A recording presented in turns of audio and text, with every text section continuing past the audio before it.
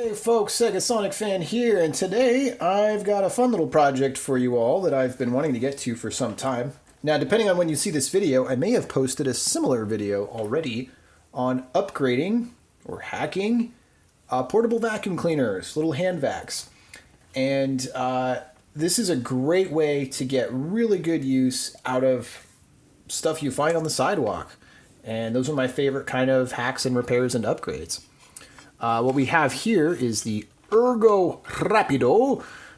It's a Spanish name, HandVac, so I imagine it's advertised to Spanish speakers, and that's cool.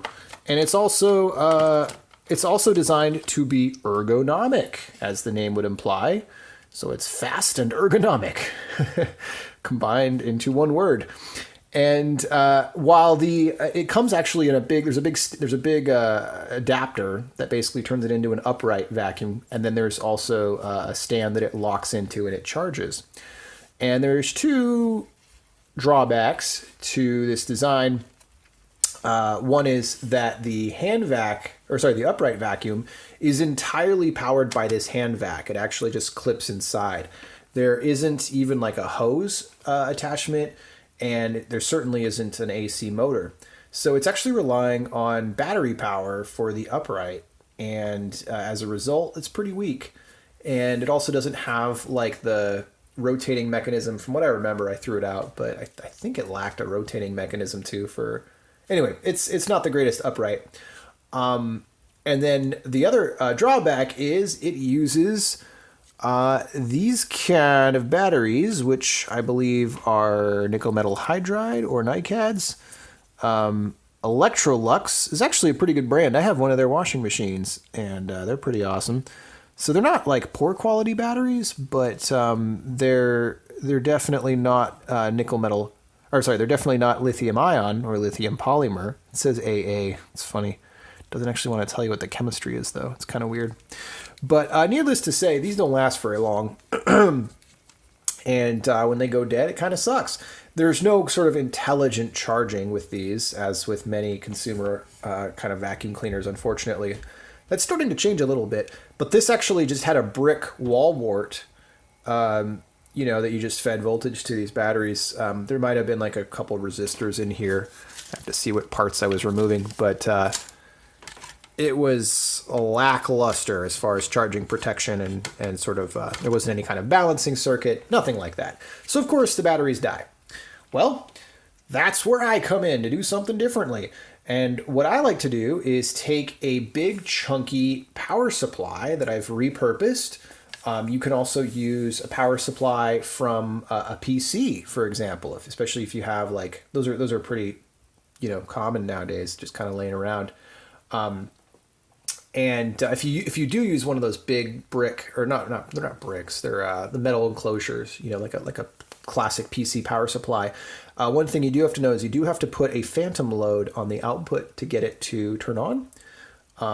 Although this thing should draw enough juice, it probably shouldn't matter. But sometimes you have to put a little bit of a load on the 5-volt rail, and so by that you just have to put like a high wattage resistor or something across the 5-volt and ground, because this is going to take 12 volts. And what's cool about vacuum cleaners is the part that is most important, which is the motor that does the vacuuming, seldom actually has any problems. It seldom breaks or needs to be replaced in any way. So yeah, that makes our job pretty nice. And all we have to do is just supply power from a reliable source. And in this case, like I said, I'm just going to use a brick power supply that I have that produces 12 volts at about 8 amps. And I'm going to connect it to where the battery terminals are through a barrel socket that I'm going to put on the back.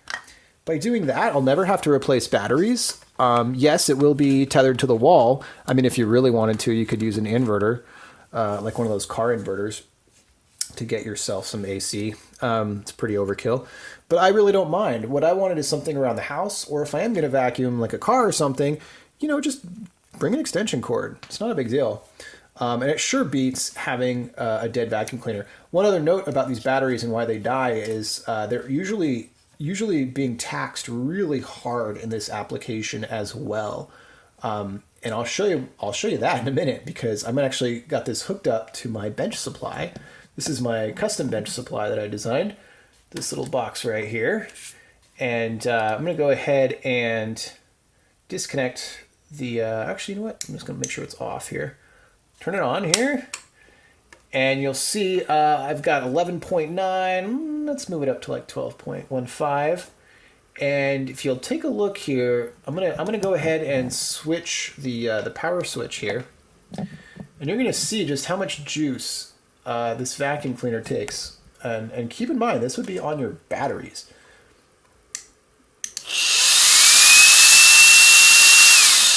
So you'll see that it really loads up. Even this bench supply, it's doing about what, 6.7 amps, and to the point there's actually a significant voltage droop.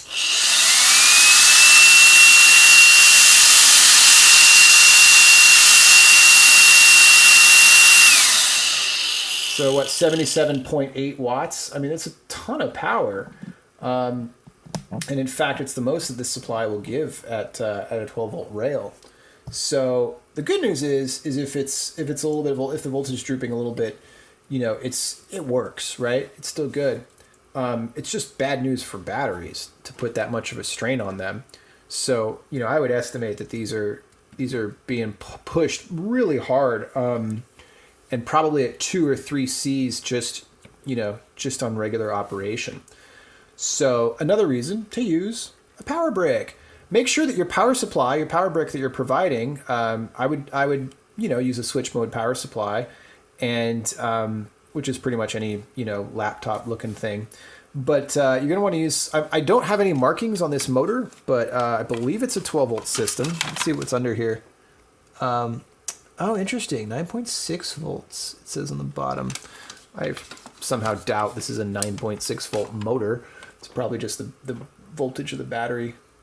I should have read that earlier. Let's see what happens if I put it at 9.6 and charge it up again.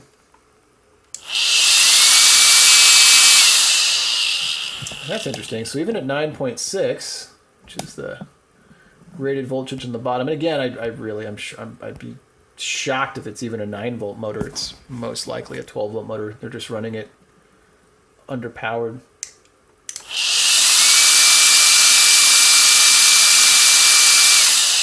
So it still produces 50 watts, and it's nothing to scoff at. So yeah, I'm gonna give this a higher voltage, and we'll see what happens. Generally, I don't do that, but with a motor like this, I'm not too worried about it not handling it. But I am curious if they can find some markings on this, but I didn't see any at first or second glance. But yeah, I mean, I guess if I need to, I'll find another supply that'll do 9 to 10 volts, but obviously 12 volts is going to be a lot more common. And most of these run at 12 to 15, such as my Shark vacuum. Or you could be adventurous, run it at 12, see if it breaks. I don't know. I'm not super attached to this, but it's a cool way to recycle.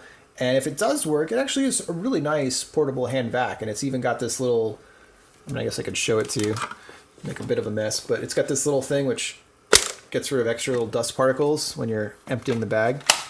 And, it's good little HandVac, so no need to throw it in the garbage. Just recycle the batteries, take these.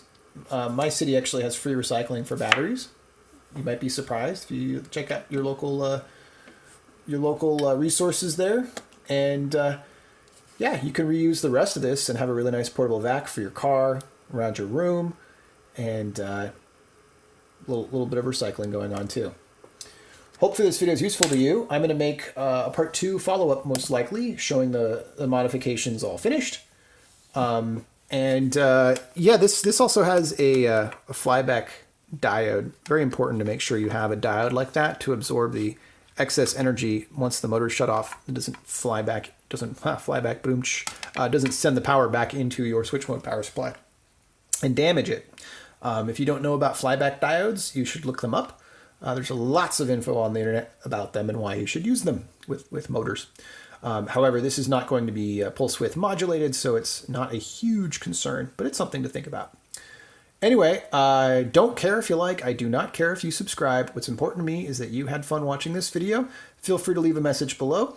That's it for this one. Stay tuned for part 2. This is Segasonic Fan, signing out.